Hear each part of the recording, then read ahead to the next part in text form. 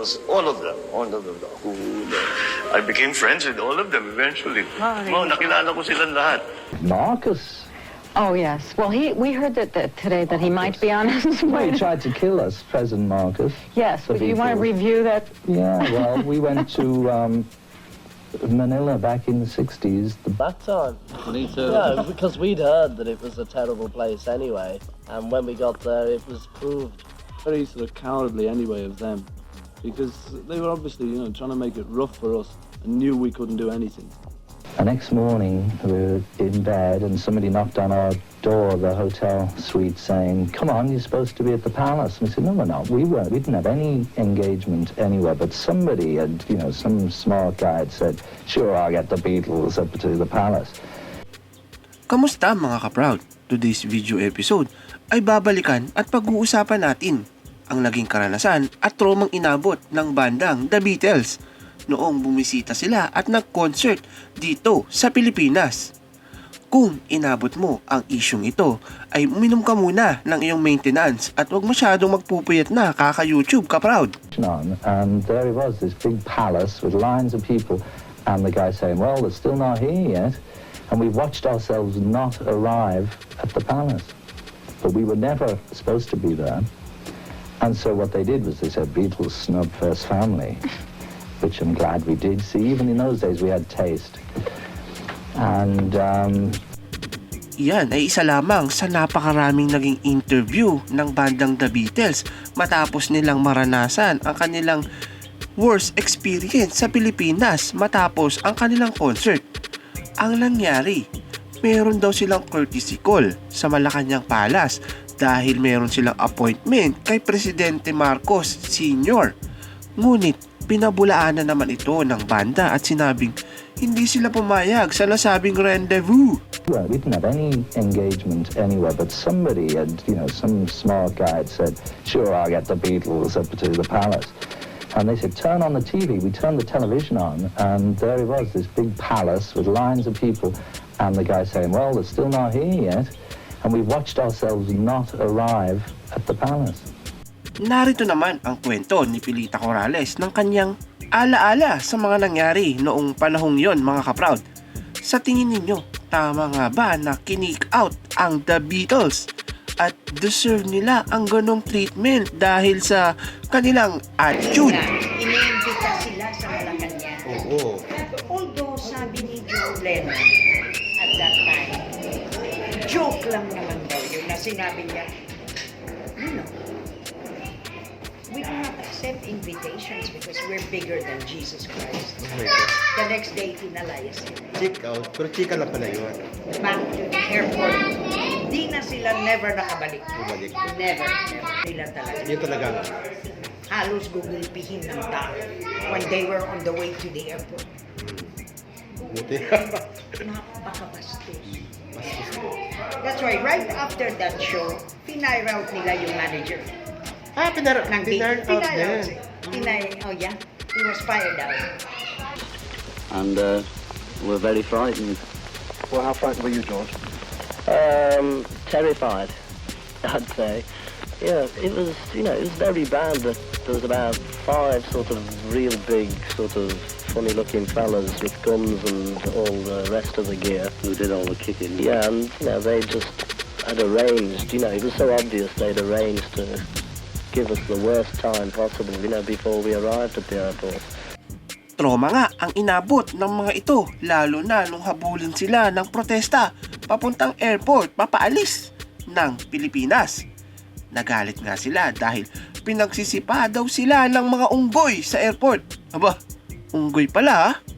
John, what exactly happened at Manila Airport? We got kicked and pushed about by some monkeys, and we're very frightened. Well, how frightened were you, George? Terrified. Sa tingin mo kaProud, dapat nga ba na ibigay sa bandang The Beatles ang ganoong pagtanggap, ang rough treatment, o dapat stick to the Filipino hospitality? Dapat mainit ang pagtanggap, inaasikaso ang ating mga bisita. Would you play the Philippines again? Don't land there, no plane's gonna go through there with me on. Don't even fly over it.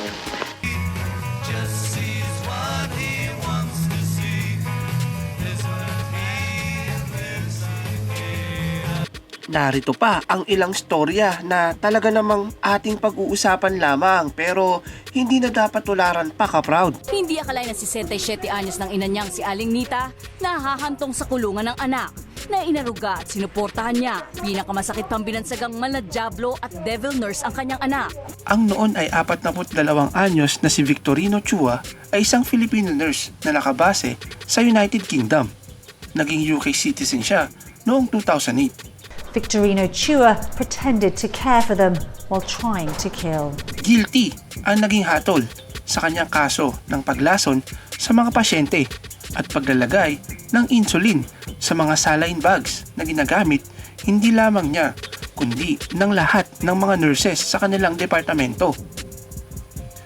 Nagkaroon pa nga ng mas masinsinang investigasyon ang Greater Manchester Police na umabot hanggang Maynila at inakusahang na meke siya ng kanyang nursing degree certificate na nakuha lamang daw niya sa Recto University. Papatunayan namin na totoo lahat ng dokumento ng kuya ko. Mayroong matinding pinagdadaanan ang ating kabayan kaya niya nagawa ang karumal-dumal na krimen na ipinahiwatig niya sa liham na natagpuan sa kanyang bahay ng mga otoridad. Na sinasabing naging demonyo na ang anghel at may mga bagay na dadali naman na si Victorino sa kanyang hukay. Hindi man maganda ang naging imahe noon ay nabura naman ito ng ating mga kababayang nurse sa United Kingdom na tapat na nagsisilbi at ang iba ay nabibigyan pa nga ng karangalan. A British health worker again makes global headlines as she receives a top civilian honor for nurses in the UK from no less than Queen Elizabeth II. May Parsons was at the forefront of a milestone in the global COVID-19 fight. Hello, welcome back. These are pictures from Miami, where the fashion designer Gianni Versace has been shot dead outside his villa on the Ocean Drive. These are the scenes where police are now carrying out a huge operation to try to find out any clues that might still be around in the area. They're searching for a white man aged about 25 who's being sought in connection with the shooting. Coverage of the possible sighting of serial killer or suspected serial killer Andrew Cunanan in Miami. That the stranger in the houseboat just might be Andrew Cunanan. Everybody involved in the search for Andrew Cunanan are at this scene and firmly believe this must be him or they would be elsewhere right now. Bunso sa 4 na magkakapatid mula sa Filipino Navy veteran at Italianang nanay. Pinakabibo at paboritong anak sa kanilang pamilya.